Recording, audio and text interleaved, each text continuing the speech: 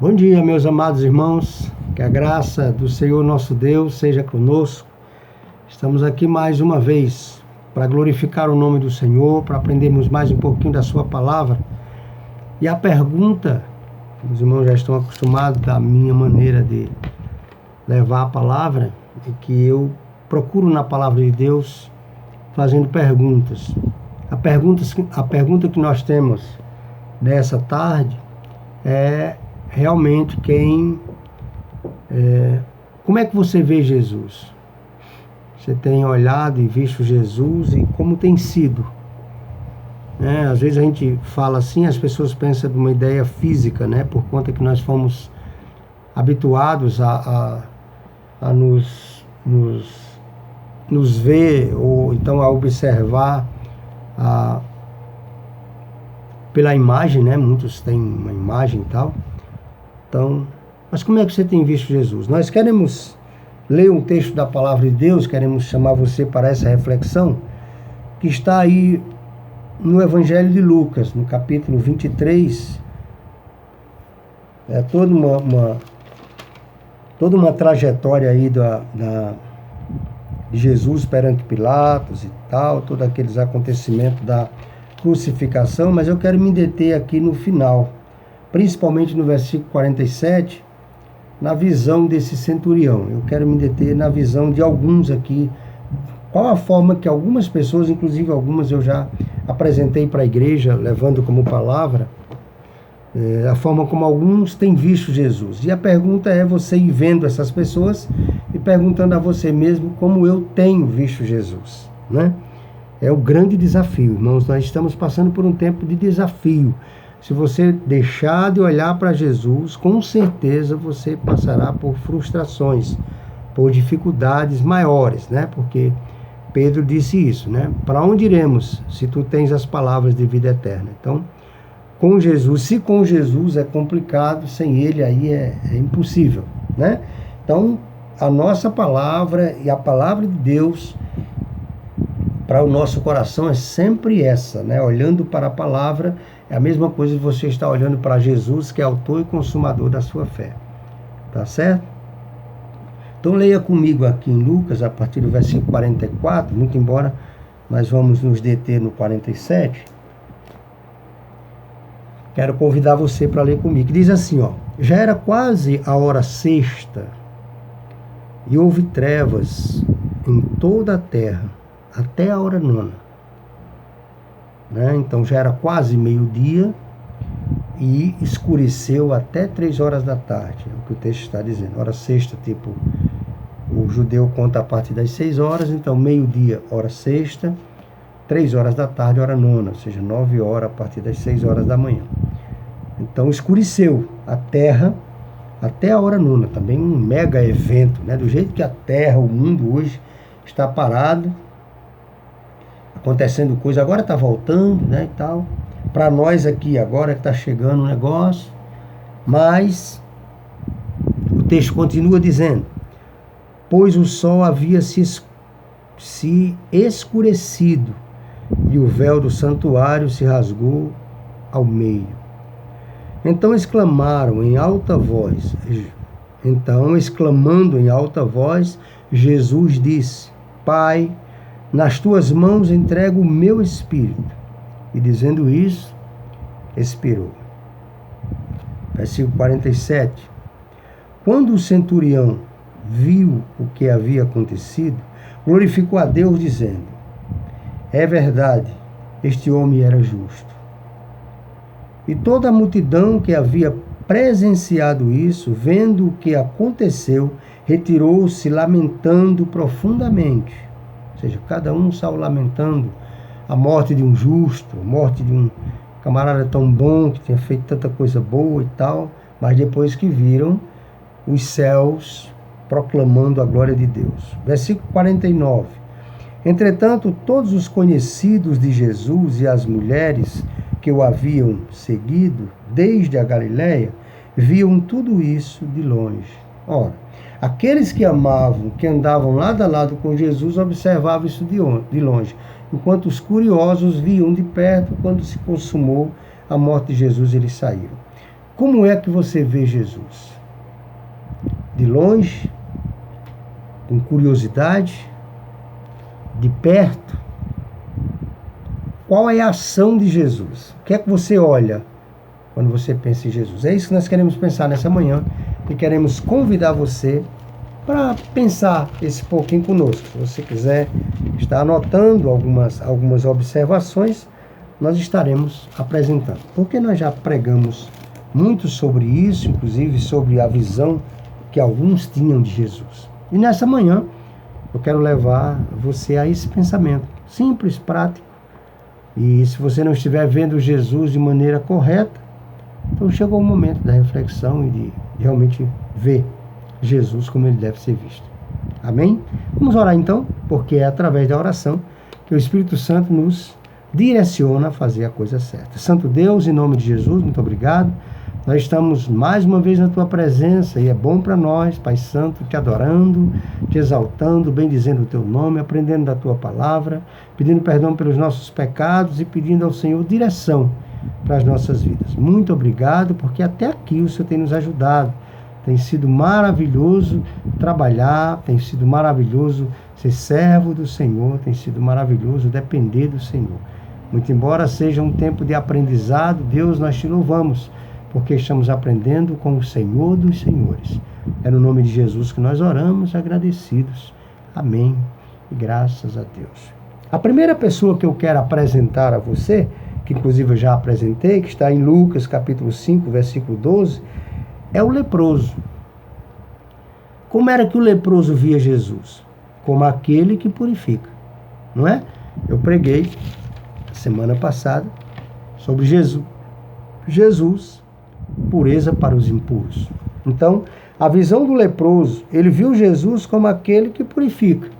Por isso que ele disse, se o Senhor quiser, eu vou ficar limpo. Então, a visão que você tem de Jesus vai apresentá-lo, vai te dar uma firmeza de quem realmente ele é na sua vida, principalmente nas horas mais difíceis. Não existia uma hora na vida desse leproso que fosse mais difícil. Enquanto ele não era leproso, talvez ele visse Jesus de maneira diferente. Quando ele ficou leproso, ele entendeu, Jesus purifica, Jesus pode.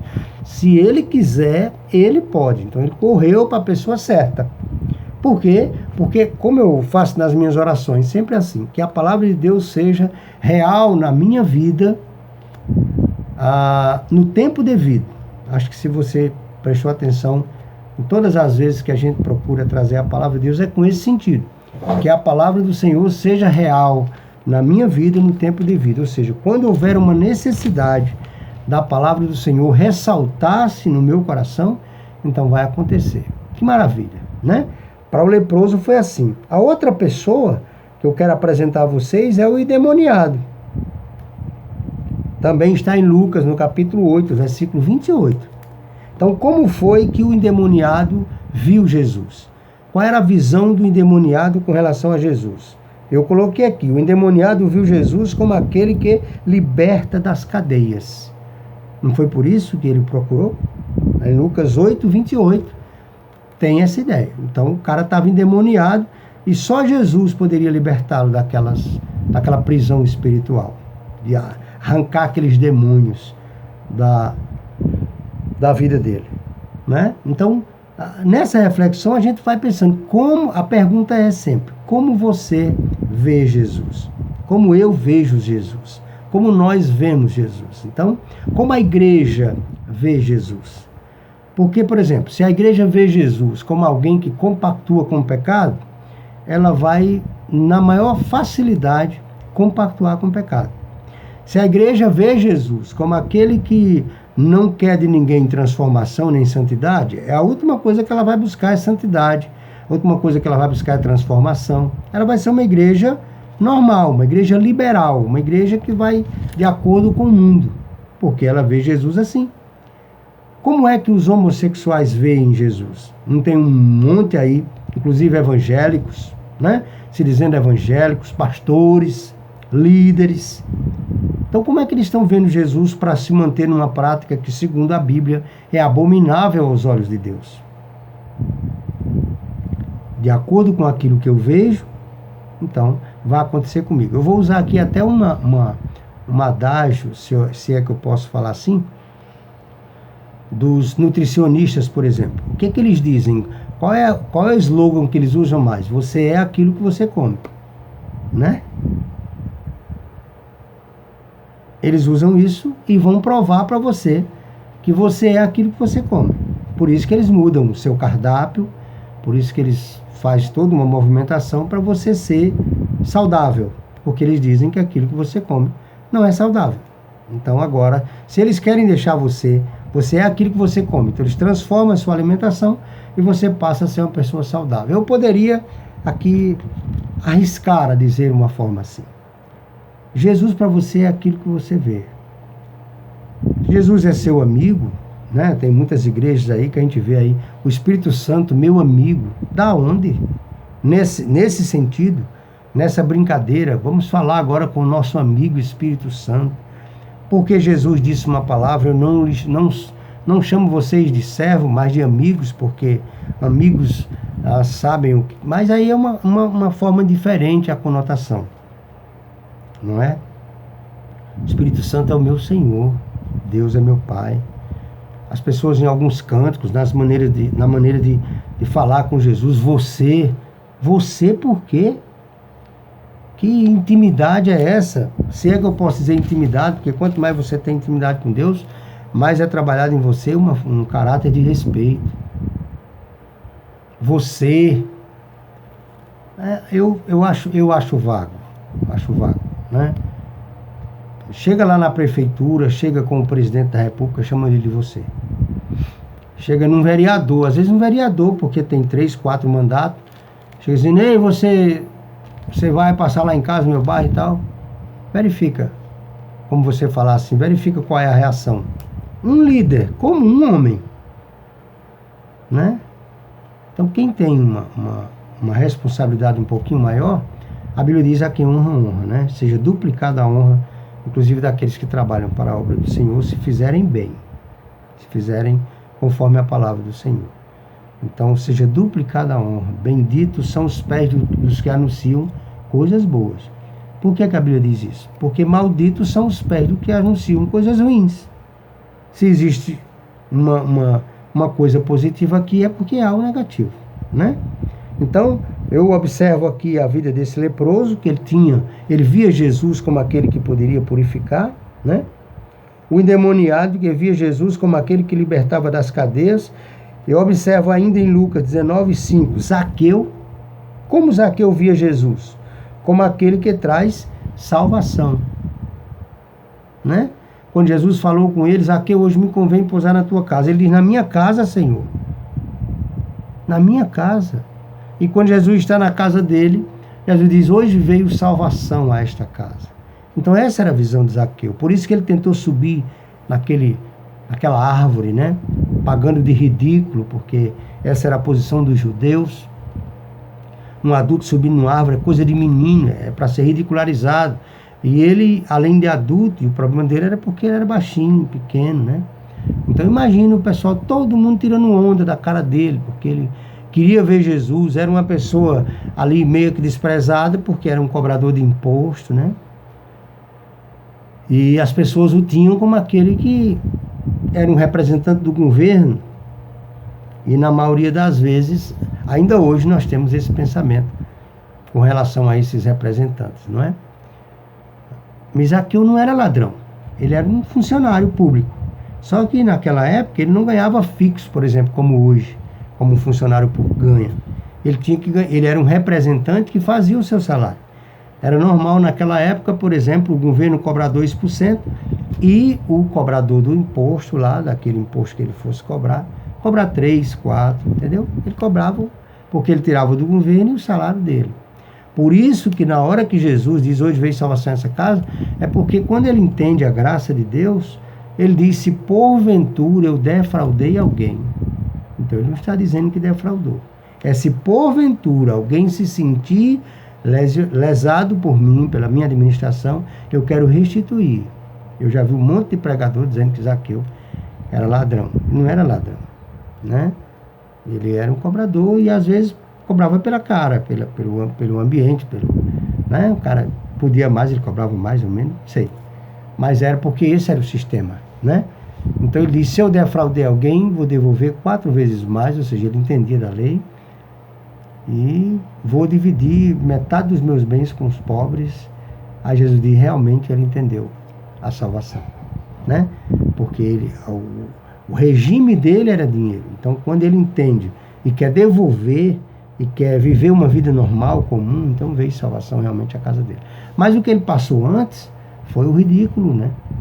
Então, eu vejo Zaqueu aqui como... Ele viu Jesus como aquele que podia trazer salvação à sua casa. E por isso que todo o esforço valeu a pena. Subir naquela árvore, deixar o pessoal tirar onda. Como você tem feito o esforço? Que esforço você tem feito para que as pessoas vejam que você vê em Jesus algo diferente, ou que você quer de Jesus algo diferente? É isso que a gente pensa, né, nos momentos da gente. Então eu tenho outra pessoa, ainda em Lucas, no capítulo 5, versículo 8. Eu separei todos os textos aqui em Lucas para que você ficasse só no livro e desse para você crescer um pouquinho com essa palavra de hoje de manhã. Então Pedro, ele viu Jesus como aquele que prevê as necessidades. Lucas 5, 8. Então Pedro, ele tem uma visão de Jesus de onisciência. Jesus sabia das necessidades antes mesmo da gente pedir, da gente falar. Ele sabe das necessidades antes da gente pedir e falar. Assim como quando chegou aquele recado de Lázaro, né? Aquele que você ama, aquele que o Senhor ama, está muito doente. Jesus compreendeu que Lázaro já havia morrido. Muito embora, para não dar aquela notícia para os seus discípulos ali, o que ele disse? Lázaro dorme. Então os discípulos entenderam que Lázaro estava dormindo, quando Jesus estava falando do sono da morte. Então 2 dias de viagem de volta, fez 4 com que os camaradas viajaram, chegou lá 4 dias que Lázaro havia morrido. Jesus sabia o que estava acontecendo. E o que é mais? Ele não chegou lá fazendo uma propaganda de ressurreição. Mas ele, quando foi lá para a saída ou a entrada do túmulo, depois de ter aquele papo ali com Marta, com Maria, ele disse, retirem a pedra. E aquela oração que me chama a atenção, a oração de dependência. O Senhor sabe todas as coisas. Pai, eu não estou te falando isso, nem vou conversar com o Senhor por mim, mas é para que essas pessoas saibam que tu me enviou. Lázaro, vem para fora. Muita confiança em Deus, muita segurança, no entendimento de que ele ali representava ainda como homem, né? Então eu vejo essa colocação de Pedro aqui como Jesus prevendo as nossas necessidades. Como é que a gente está vendo Jesus? Lucas 9:32, a gente vê aí uma participação, João, Pedro e Tiago. Como é que eles viram Jesus? Eles viram Jesus como o glorificado. Olha que visão. Eles viram Jesus como glorificado. Você pode observar o texto, eu não estou lendo para não... né? Mas você pode depois verificar ou abrir a sua própria Bíblia. Então, em Lucas 9:32, você vai ver aí, João, Pedro e Tiago. E eu entendi aqui que eles viram como o glorificado. Eles tiveram uma visão além. Então, isso é olhar para Jesus de maneira especial, né? Então, como você tem visto Jesus? Como você tem vivido para o louvor da glória de Deus?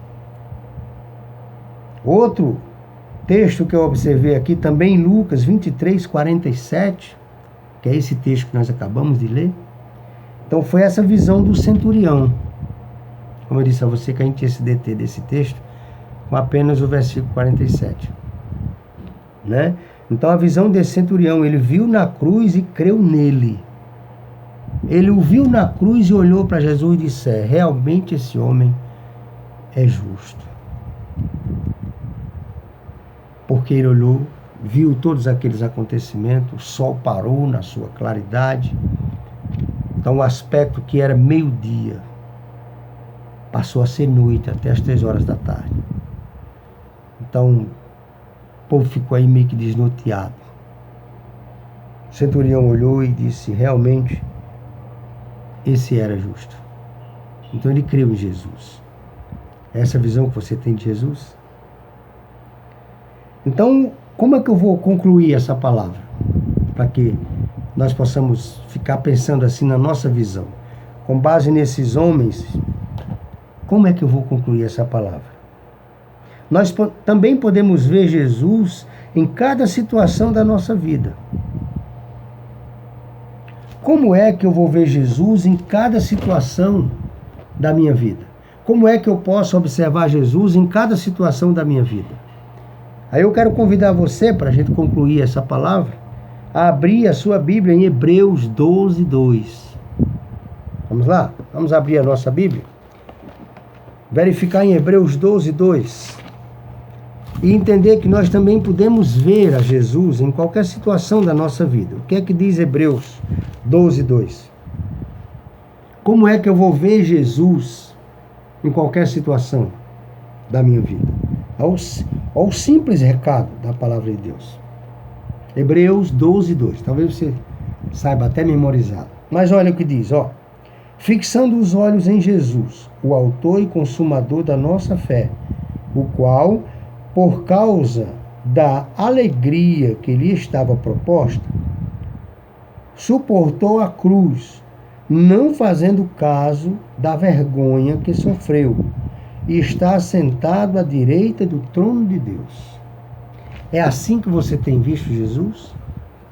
Porque o texto começa dizendo, portanto, também nós, que estamos cientes de todo esse testemunho, que diz no capítulo 12, as pessoas que morreram e como morreram, e que termina dizendo que esses homens não eram, que o mundo não era digno desses homens, também nós, rodeados de tão grande nuvem de testemunho, corramos dos embaraços, abrimos mão dos embaraços, as coisas que de perto nos embaraçam para que não andemos com Deus.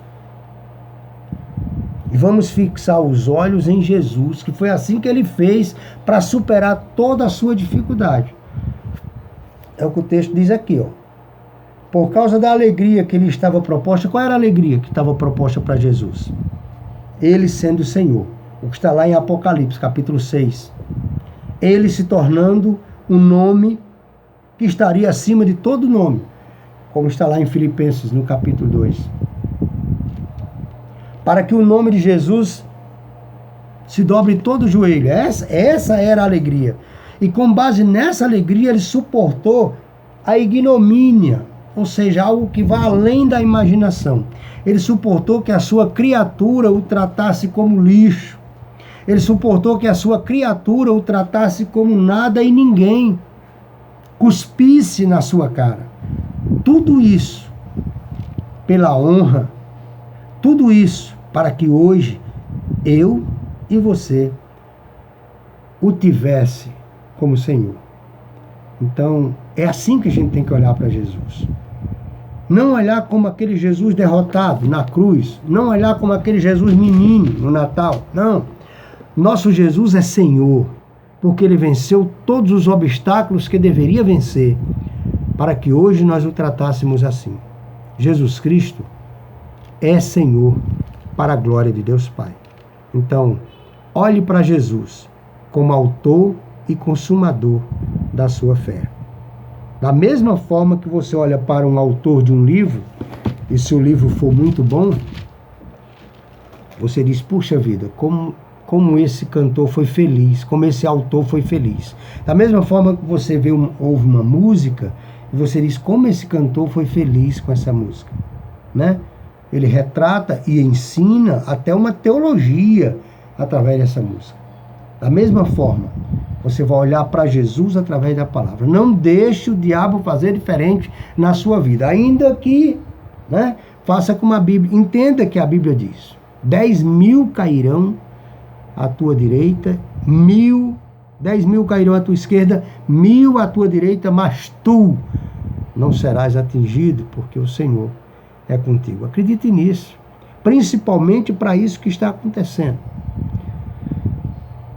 Foi acometido do Covid-19, alguém foi acometido, vizinho, alguma coisa assim, pense, os que estão morrendo são apenas, no máximo, 6%.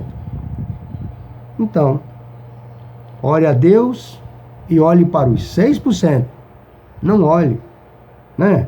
Olhe para os 6% dizendo, não, é muito pouco. Então eu estou dentro de 94%. Louvado seja Deus. Muitas vezes você é necessário fazer ou autorizar uma pessoa sua a fazer uma cirurgia quando o médico diz, ó, o médico dizendo assim, há 90% de possibilidade dele falecer. Mas se a gente fizer a cirurgia, é uma saída. O que é que você faz? Quando a pessoa seria, não, vamos acreditar até o final. 10% tá ótimo. Vamos lá. Deus abençoe. Um bom domingo. Que sejamos aqueles que olham para Jesus como Ele sendo o Senhor, para a glória de Deus Pai. Deus os abençoe. Logo mais à noite estaremos aprendendo mais um pouquinho da palavra de Deus. Que o Senhor seja conosco em todo momento, em nome de Jesus. Amém.